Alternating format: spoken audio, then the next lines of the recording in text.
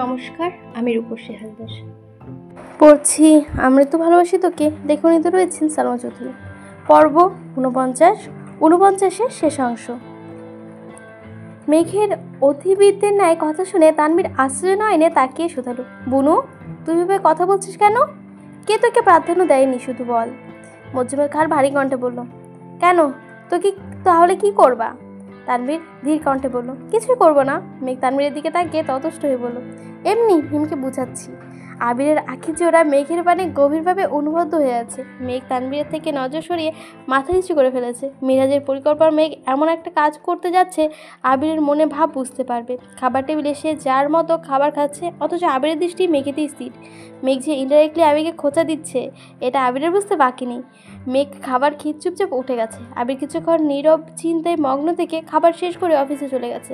আবির আজ অফিসের কাজে কোনোভাবে মনোযোগ দিতে পারছে না। আবিরের বুকের ভেতর অদৃশ্য হাওয়া বইছে, হৃদয়ের তোলপাড় চলছে।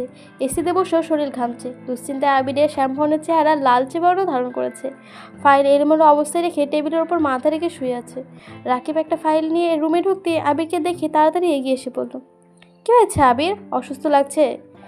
আবির টেবিল থেকে মাথা তুলতেই আবিরের অসহায় মুখ দেখে রাকিব ভ্রু কুঁচকে বলল, কোনো কিছু কি নিয়ে দুশ্চিন্তায় আছিস? মেঘ ইদানিং কেমন জানি ব্যবহার করছে। কেমন করছে?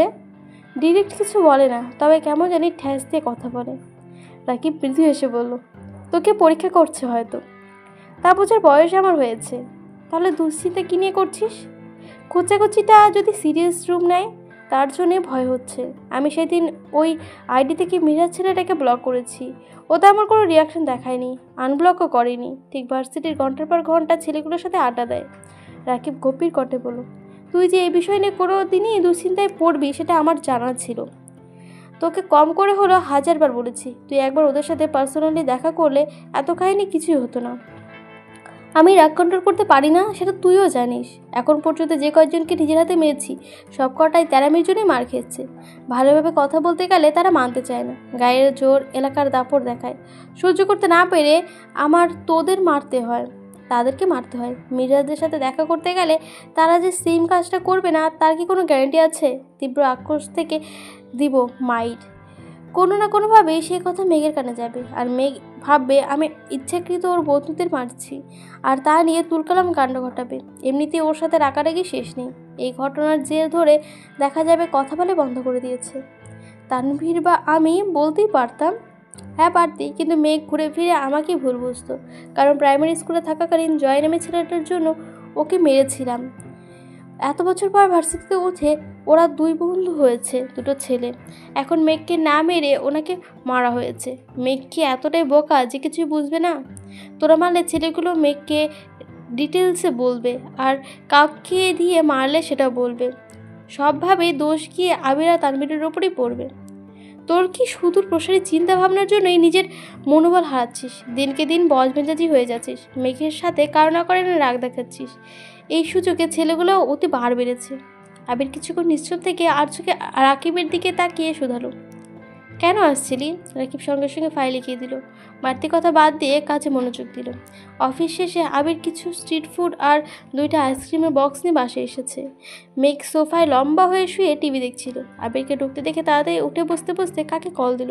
অপর পাশে কল রিসিভ করা মাত্রই মেঘ হাসি মুখে রাজ্যে গল্প শুরু করেছে। আবির খাবারগুলো টেবিলের উপর রাখতে মিমা আর আদি ছুটে গেল। আবির তীর্যকভাবে মেঘের দিকে তাকালো। আবির বাসায় এসেছে বা খাবার নিয়ে এসেছে সেদিকে মেঘের বিন্দুমাত্র খেয়াল নেই। সে তার কথা বলার এতটাই মগ্ন যে আশেপাশে তাকানোর সময় নেই। আবির কপাল গুটিয়ে সিঁড়ি থেকে চলে গেল। বাসায় যে যার আসুক না কেন, প্রথম ডাক মেঘকেই দেয়। মেঘ খাবার পরিবেশন করে, মিম আর আদিকে নিয়ে খায়। আজ মেঘ কথা বলছে না দেখে মিম মেঘের জন্য খাবার নিয়ে এসেছে। মেঘের দিকে তাকিয়ে দিয়ে কিছুটা উচ্চস্বরে বলল, আপু নাও। মেঘ কোনো দিকে তাকিয়ে ধমকে স্বরে বলল, দেখছিস না কথা বলছি, এখন আমার এসব খাওয়ার সময় নেই। আবির সিঁড়ি থেকে সেই দৃশ্য দেখে রাকে ধপধপ করে পা ফেলে রুমে চলে গেছে। মেঘ ধমকাটা দিয়ে মিমকে দিলেও সেটা যেন আবিরের হৃদয়ে গিয়ে লেগেছিল। মেঘ আজ পর্যন্ত এমন কাজ কখনো করেনি।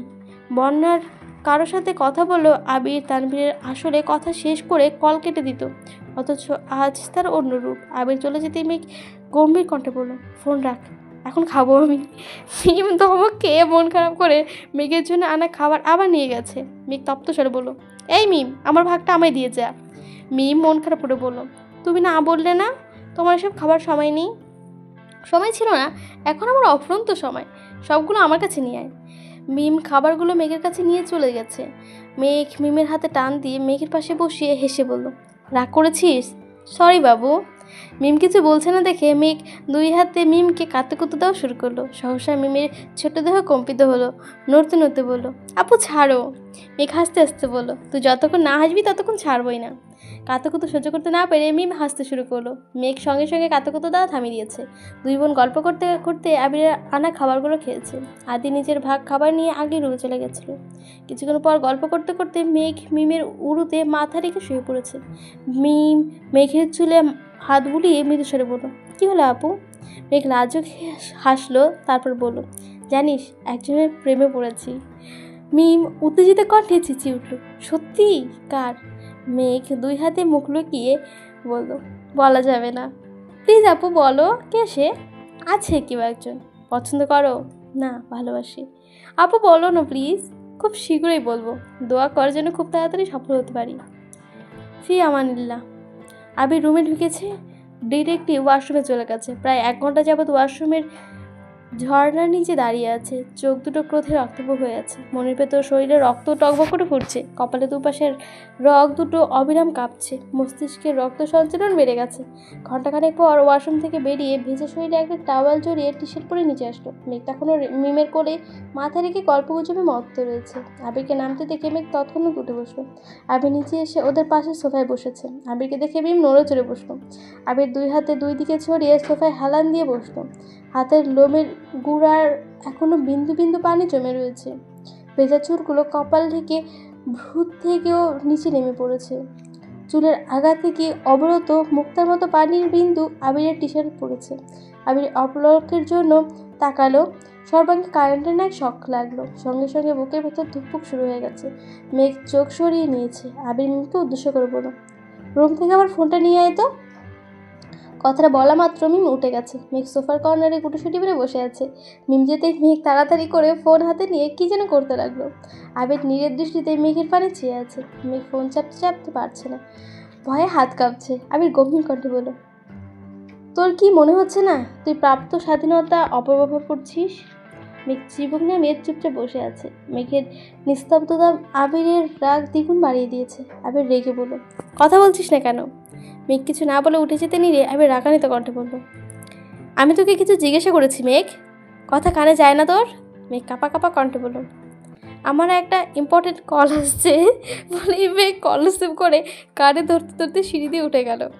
মেঘের কথাটা আবিরের মনে আগুনে ঘি ঢালার মতো কাজ করছে। আবির ভ্রু কুটালো, নাকের ডগায় টেনে তীক্ষ্ণ দৃষ্টিতে মেঘের গমন পথে তাকিয়ে রয়েছে। আকস্মাৎ পাশে থাকা একটা ফুলদানি দেওয়ালে এক প্রকার ছুরি মারল। শব্দে মেঘের পা সেকেন্ডের জন্য থেমে গেছে। তবুও তা বুঝতে না পেরে রুমের দিকে চলে গেল সে। মিম ফোন নিয়ে নিজে এসেছে। ফোন আবিরের দিকে এগিয়ে দিয়ে আবির রক্তাভ আঁখি চুগল থেকে ভয়ে ঢোক গেল। কোনো রকমে ফোন দিয়ে দৌড়ে আম্মুর কাছে চলে গেছে।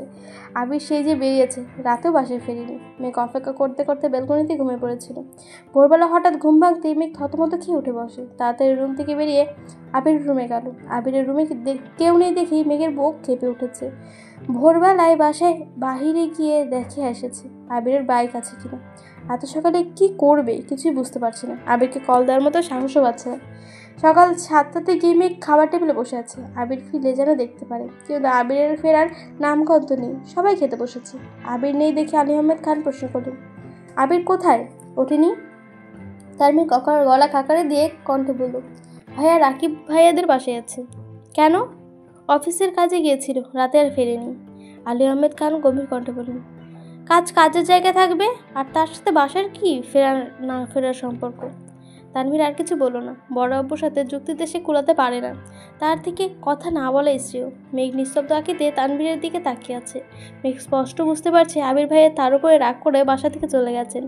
বাসার মানুষ যাতে চিন্তা না করে তার জন্যে তানভীর ভাইয়া কাজের নাম বলছেন। মেঘ অল্প খেয়ে রেডি হয়ে ভার্সিটিতে চলে গেছে। রাতে ঠিকমতো ঘুম না হওয়ায় মেঘের চোখ দুটো ঘুমে টুলছে। অর্ধ ঘুম থেকেই ক্লাসরুমগুলো শেষ করেছে। ক্লাস শেষ হতেই বর্ণা শুধালো, কিরে, তুই রাতে কি ঘুমাসনি? চোখ ফুলে আছে কেন? ঘুমাইছি অল্প। লিজা এসে উত্তেজিত কণ্ঠে বলল, কিরে বান্ধবী, কি অবস্থা? কি অবস্থা হবে? এর মধ্যে মিরহাজ, তামিম, সাদিয়া, মিষ্টিও এসেছে। মেঘ নিরেট কণ্ঠে জানালো, আমি তোদের কথা আর শুনতে পারবো না। সাদিয়া ভ্রু কুচকে বলল, কেন? মেঘ ধমকে স্বরে বলল, আজকে তোদের কথা মতো কাজ করতে গিয়ে আমার আবির ভাই বাসা থেকেই চলে গেছে। সারা রাত বাসায় ফেরেনি। আমি ব্যালকনিতে বসে থাকতে থাকতে ওইখানেই ঘুমিয়ে পড়েছি। বর্ণা ধীর কণ্ঠে বলল, মেঘ, তোকে আমি আগেই সাবধান করেছি, তুই আমার কথা কানেই তুলছিস না। আবির ভাইকে তুই চিনিস না। ওরা না চাইতে আর তুই নাচতে শুরু করে দিচ্ছিস। এখনও সময় আছে, এসব বাদ দে। উনি মনের ভাব প্রকাশ করতে না চাইলে শুধু শুধু ওনাকে জোর করিস না প্লিজ। পরে দেখবি ভালোর বদলে উল্টো খারাপ হয়ে যাবে। মেঘ কিছু বলার আগেই মিরাজ গভীর কণ্ঠে বলল, এই বর্ণা, তুই থামবি? মেঘ, তুই একদম ঠিক রাস্তায় যাচ্ছিস। বর্ণার কথায় কান দিস না। উনি যদি তোকে পছন্দ করে তাহলে উনি প্রকাশ করবে, আর পছন্দ করলে ডিরেক্ট চ্যাপ্টার ক্লোজ। এভাবে ঝুলে থাকার কোনো মানেই হয় না, বুঝলি? সাদিয়ার সঙ্গে তাল দিল, হ্যাঁ সত্যি তো, মেঘ ওনাকে এত বছর থেকে পছন্দ করে। উনি তো এসব বোঝে না, নাকি বুঝেও না বোঝার ভাব নেয়। সবটা ক্লিয়ার করা প্রয়োজন। ওনার মনে কী চলে তা জানলে মেঘ সঠিক সিদ্ধান্ত নিতে পারবে। বর্ণা ভার গলায় বলল, তোরা বোঝার চেষ্টা কর। মেঘ তোদের মতো এত বুঝদার বা স্ট্রং না। উল্টোপাল্টা আচরণ করলে আবির ভাই মেঘকে মেরেই ফেলবে। মিরাজ রাগী স্বরে বলল, কোন অধিকারে মারবে? এত সাহস কার হয়েছে মেঘের গায়ে হাত তুলবে? মেঘ, তোকে কিছু বলে তুই শুধু আমায় বলবি, বুঝিনি? মানে উপহাসের স্বরে বলল, তোকে দাপট দেখাতে আগে নিষেধ করেছিলাম। তুই আবির ভাইয়ের সম্পর্কে জানিস না, তাই দয়া করে চুপ থাক। মেঘ, তুই ওনাকে চিনিস, প্লিজ আমার কথা শোন। ওদের কথা মতো এমন কাজ করিস না প্লিজ। মেঘ নিরুপায় হয়ে সবার দিকে তাকালো। একদিকে বন্যা বারণ করছে, অন্যদিকে সবাই মিলে মেঘকে যা ইচ্ছে তাই বলছে। একদম ঠিক করেছে সে, এটাই বোঝাচ্ছে। অন্যদিকে আবির রাগ করে বাসা থেকে চলে গেছে। মেঘ এখন কি করবে? মিরাজ ফটাফট বলা শুরু করলো, দেখ মেঘ, উনি তোর আচরণে রেগে বাসা থেকে চলে গেছে, মানে ওনার মনে কিছু একটা আছে। এখন সেটা আমাদের প্রকাশ করাতে হবে। মাঝপথে ছেড়ে দিলে তুই জীবনেও কোনো কাঙ্ক্ষিত কথা জানতে পারবি না। এখন তুই ভাব, মনের কথা মেনে এভাবেই চলবি, নাকি আমাদের কথা মেনে তোর আবির ভাইয়ের মনের কথা শুনবি? মেঘ বোকার মতো তাকিয়ে আছে। লিজা পুনরায় বলল, তোর প্রেম রোগের বছর হয়ে এসে যাচ্ছে, আর কতদিন ওনার পিছু পিছু ঘুরবি তুই? উনি ভালো না বাসলে ওনার চিন্তা মাথা থেকে ঝেড়ে ফেলে অন্য কারোর সাথে সম্পর্কে যাবে। প্রয়োজনে ছেলে আমরা ঠিক করে দেবো তোকে, তবু ওনার মোহে এভাবে পড়ে থাকিস না। প্রায় 1 ঘন্টা সবাই মিলে মেঘকে জ্ঞান দিয়েছে। বর্ণার শুরু থেকে শেষ পর্যন্ত সবই শুনেছে, কিন্তু ডিরেক্টলি না বলেছে মেঘ যাতে এমন কাজ কোনোভাবেই না করে। অথচ মেঘ বাকিদের কথা শুনে রাজি হয়ে গেছে। বনে যেতে যেতে আরও কিছুক্ষণ মেঘকে বোঝালো, কিন্তু মেঘের মাথায় কিছু ঢুকলো না। মেঘ মস্তিষ্কে শুধু একটা চিন্তা করছে, আবির ভাইয়ের মুখে ভালোবাসার শব্দটা শোনা, যেটা যে কোনো মূল্যেই হোক না কেন। মেঘরা চলে যেতে আমি মিরাজকে প্রশ্ন করলো, তোর মনে কি চলছে বলতো? মিরাজ উল্টো প্রশ্ন করলো, কেন? তুই মেঘকে উচ্ছ্বাসিত যাতে আবির ভাইয়ের মনের ভাব জানতে পারিস, তাই নাকি? মেঘরাজ গলা খাঁকড়ে দিয়ে বলল, আমি মেয়েকে পছন্দ করি। ওর প্রতি বেধক অনুভূতি আছে, কিন্তু ওর মনে আমার জন্য বিন্দুমাত্র কিচ্ছু নেই। ওর মস্তিষ্কে আবির ভাই ছাড়া কিচ্ছু নেই। এই অবস্থায় আমি যতই চেষ্টা করি না কেন ওর মনে জায়গা করতে পারবো না। দেখলি তো, আবির ভাই আমার ব্লগ দিয়েছে। এই খুশি দেশে দিয়ে সবাইকে চকলেট দিল। এমন অবস্থায় আমি কোনো কিছুই আশা করতে পারি না। তামিম বিস্ময় সমেত তাকিয়ে আছে। তাহলে তুই তোর অনুভূতি কোরবান করে মেয়েকে আবির ভাইয়ের সঙ্গে মিলিয়ে দিতে যাচ্ছিস? মিরাজ রাজবাড়ি কণ্ঠে পুনরায় বলল, হতে পারে, তাই আবার উল্টোটাও হতে পারে। যেমন যেমন ধরো। মিরাজ লম্বা করে শ্বাস টেনে বলা শুরু করলো, দেখ, মেঘ প্রায় 9 মাস যাবৎ আবির ভাইকে পছন্দ করে। আমাদের সঙ্গে ওর বন্ধুত্ব 4 থেকে 5 মাসের। তার মানে আমাদের সঙ্গে পরিচয়ের প্রায় 4 থেকে 5 মাস আগে থেকে মেঘ ওনাকে পছন্দ করে। মেঘ যথেষ্ট কিউট আর লক্ষ্মী একটা মেয়ে, যে কেউ এক দেখায় ওর প্রেমে পড়বে। সেখানে উনি তো এক বাড়িতে থাকেন। এই 9 মাসে কি উনি মেঘকে খেয়াল করেননি? অবশ্যই করেছেন, এবং মেঘের অনুভূতি বুঝেছেন, তবে প্রকাশ করছে না। কেন? হতে পারে ওনার জীবনে অন্য কেউ আছে, উনি তার সঙ্গে কমিটেড। আবার মেঘের প্রতি ওনার সফট কর্নার আছে, এই জন্যে মেঘের অন্যান্য আবির ভাইকে উচ্ছ্বাসিত করে। এই সূচকে মেঘের সাথে আমার রেগুলার কথা হচ্ছে এবং সম্পর্ক গাঢ় হচ্ছে। বাই চান্স আবির ভাই রেগে মেঘের ওপর রিয়াক্ট করলে মেঘ আমাকেই বলতে আসবে, তখন আমি ওকে বুঝিয়ে শুনিয়ে আমার দিকে আকৃষ্ট করবো। তার আমি শুকনো ঢোকলে বলবো, ভাবতে অবাক লাগছে তুই আমার বন্ধু, এত চিকন বুদ্ধি নিয়ে ঘুমাস কেমন করে? মিরাজ কিক্কি করে হেসে উঠল, হাসতে হাসতে বলল, তুই বলেছিলি ওনারা ইচ্ছাকৃত ওনাদের অবস্থান বোঝাতে আমাদের মেঘের বার্থডে দেখতে ছিল। আবির ভাইয়া প্ল্যান করতে পারলে আমি কেন পারবো না? আর যদি আবির ভাই মেঘকে ভালোবাসে বলে দেন তখন কি করবি? তখন মেঘের চিন্তা মাথা থেকে ছেড়ে ফেলবো। তবু বিষয়টা সমাধান হওয়া দরকার। সপ্তাহ কেটে যাচ্ছে, অথচ মেঘের ব্যবহার অপরিচিত।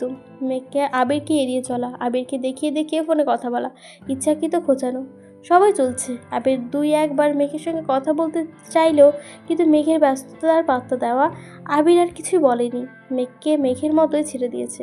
তানভীর আজ এমপির সাথে একটা প্রোগ্রামে ব্যস্ত। সকালে না খেয়ে বেরিয়েছিল। আবির দুপুর পর্যন্ত আপুর অফিসে কাজ শেষ করে বিকেলে অফিসের কাজ রয়েছে, তার গুরুত্বপূর্ণ একটা মিটিং রয়েছে। সকালে থাকতে পারবে না বলে মিটিং বিকেলে রেখেছিল। ইদানিং মেঘের উড়নচণ্ডী চলে আবিরের মনের সাথে সাথে কাজের তার প্রভাব পড়েছে। মিটিং গত সপ্তাহে হওয়ার কথা ছিল, আবির সেটা পেছাতে পেছাতে আজ পর্যন্ত টেনে নিয়েছে।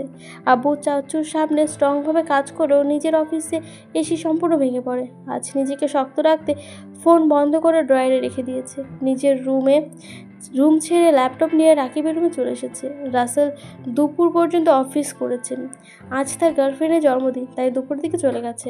প্রায় 2 ঘন্টা আবিরের মিটিং চলল। মিটিং শেষে রাকিব বের হতে হতে পকেট থেকে ফোন বের করতে দেখলো রাসেল 10 বার কল দিয়েছে। রাকিব কল ব্যাক করতে রাসেল আতঙ্কিত কণ্ঠে বলল, এ আবির কই? আবিরকে তাড়াতাড়ি নেটে আসতে বল।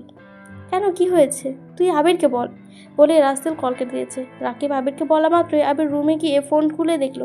নেটে ঢুকতেই রাসেলের মেসেজের সাথে সাথে একটা ছবিতে চাপ দিতে দেখলো মিরাজ বেশ কয়েকটা লাল গোলাপের হাতে হাঁটু গেড়ে বসে মেঘের সামনে ফুল ধরে রেখেছে।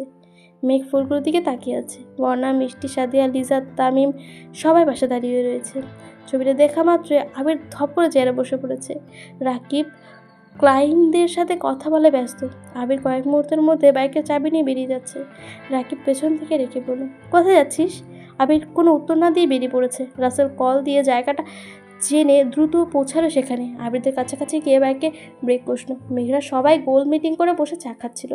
মিরাজের হাতে এখনও একগুচ্ছ গোলাপ। রাসেল আর তার গার্লফ্রেন্ড কিছুটা দূরে বসেছিল। আবির মেঘেদের কাছে আসতেই সবার মাথা উঁচু করে তাকালো। চায়ের কাপ সাইডে রেখে সবাই একসঙ্গে দাঁড়ালো। মেঘ আবিরের শ্যামবর্ণের চেহারার পানে চেয়ে আছে।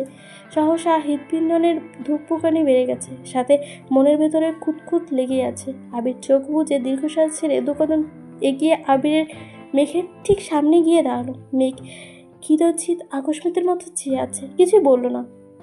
আবির প্রখর নেত্রে মেঘের চোখের দিকে তাকিয়ে বাজ খাই কণ্ঠে বলল, এখানে কেন আসছিস?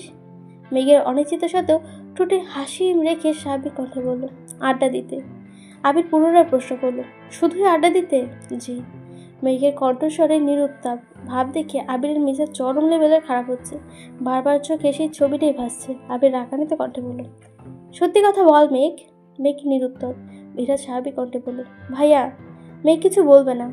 আবির ঘাড় ফিরে রক্তবচকে তাকিয়ে মিরাজের দিকে কণ্ঠে অগ্নি ঢেলে হুঙ্কার দিয়ে বলল, স্টপ ইওর মাউথ। আমি তোমার সাথে কথা বলতে আসিনি এখানে। আজ আমার আর মেঘের মধ্যে কেউ একটা শব্দ করলেও লাশ ফেলবো তার এখানে। আবিরের লাল চোখ জোড়া দেখে মিরাজের দৃষ্টি নামিয়ে নিল। বর্ণসহ সবাই বাটির দিকে তাকিয়ে আছে। আবির হুঙ্কারে ভয়ে সবটাই কাঁপছে। ওদের অবস্থা দেখে আবির নিজেকে শান্ত করার ব্যর্থ চেষ্টা করলো, কিন্তু ভেতরের ক্রোধের কাছে হার মানতে বাধ্য হলো। আবির এমন কাণ্ডে মেঘ অবাক চোখে তাকিয়ে আছে। তীর করে কাঁপছে ঠোঁট, বুকের ভেতরে হৃদস্পন্দনটা দিক বিদিক ছুটছে। ভয়ে ঢোক গেল। আবির মেঘের চোখে চোখ রেখে কণ্ঠ 4 গুণ ভারী করে বলল, তুই এই ছেলেকে পছন্দ করিস? হ্যাঁ কি না? মেঘ নীরের দৃষ্টিতে আবিরের দিকে তাকিয়ে আছে। বারবার ঢোক গিলছে, কিছু বলতে পারছে না। মেঘ সাহসে তাকালো ওর দিকে। মিষ্টিরা চোখে ঈর্ষা দিয়ে হ্যাঁ বলতে বলল। আবির ভাইয়ের মনের কথা জানার এর চেয়ে উত্তম উপায় আর নেই। মেঘের শ্বাস আটকে আছে। শ্বাস না নিতে তুফান চলছে। কি করে বলবে এত বড় মিথ্যা? আবির মেঘের বাহুতে চেপে ধরে বাজখায় কণ্ঠে চিৎকার করলো, তাকা এদিকে। মেঘের দেহ আবারও যেন কম্পিত হয়ে গেল। সঙ্গে সঙ্গে তাকালো আবিরের চোখের দিকে। রক্তপা 2 চোখ থেকে যেন আগুন বের হচ্ছে। সেই মেঘের আগুনের হৃদয় পুড়ে ছারখার হয়ে যাচ্ছে। মিরাজের শেখানো প্রতিটা কথা মেঘের মাথায় ঘুরছে। আবির ভাইয়ের মনের কথা জানতে হলে মিথ্যাটা বলতেই হবে। মেঘ ঢোক গেলে ফোঁস করে শ্বাস ছেড়ে গম্ভীর কণ্ঠে বলল, হ্যাঁ। উফ, আবির সাহসে মেঘের বাহু ছেড়ে দিয়েছে। কয়েক মুহূর্ত মেঘের চোখের দিকে তাকিয়ে রইল। কপাল ঘামছে। আবির হাত দিয়ে কপালের ঘাম মুছে গিয়ে বাইকে বসে বাইক স্টার্ট দিল। রাসেল আবিরকে থামানোর অনেক চেষ্টা করেছে, কিন্তু আবির বাইক থামানোর অবস্থাতেই নেই। আবির চলে গেছে। মেঘ আকস্মাৎ মাথা ঘুরে পড়ে যেতে নিলে বন্যা তাড়াতাড়ি মেঘকে এসে জড়িয়ে ধরে। আবিরের সামনে মেঘ যত শক্ত থাকুক আর কথা বলুক না কেন, ভেতরে কম্পনে হাড় বাড়ছে, মানছেই চাইছে না। মেঘ অজ্ঞান হয়ে বন্যার কোলে শুয়ে পড়ছে। মিষ্টিরা পানি এনে মেঘের চোখ মুখে পানি ছিটাচ্ছে।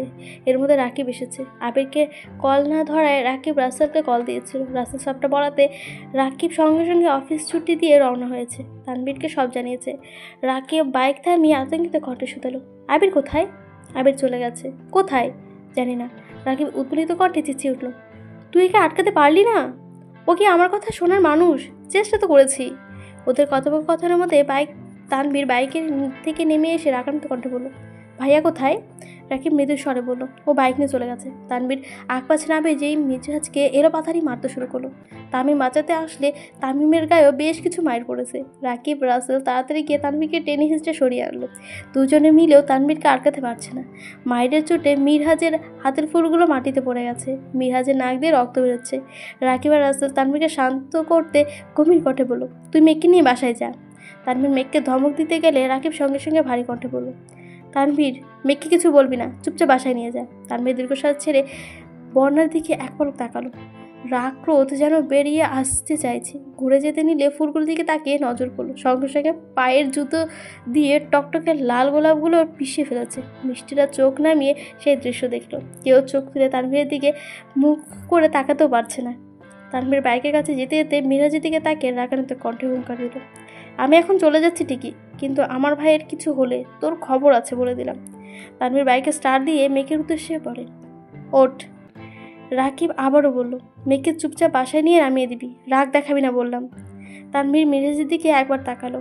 গভীর কণ্ঠে রাকিবের দিকে উপর চেঁচিয়ে উঠল, আমার ভাইকে তাড়াতাড়ি খুঁজে বের কর, না হয় লাশ গুম করার ব্যবস্থা কর, আমি আসছি।